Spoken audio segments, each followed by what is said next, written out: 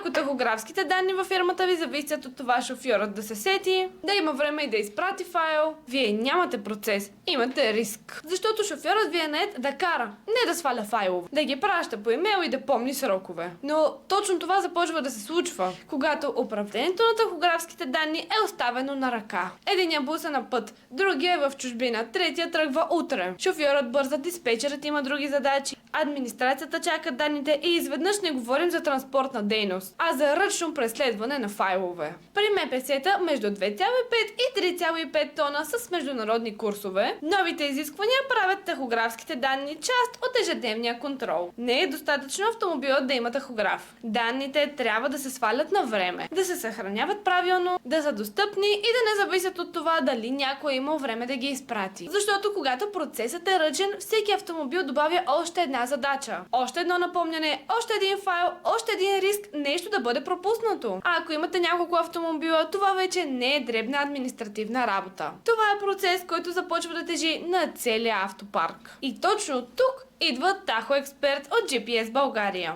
Услугата автоматизира свалянето на тахографски данни и ги изпраща директно по имейл. Без шофьора да се занимава с файлове, без автомобила да трябва да се връща до базата само заради едни данни, без ръчна работа, кабели и неща в последния момент. Без излишно натоварване на хората в офиса. Tacho Expert превръща тахографските данни от ръчна работа в подреден процес. Шофьора кара, автомобила работи, данните пристигат. А вие имате повече контрол, по-малко административен шум и по-малък риск, важна информация да остане някъде по трасето.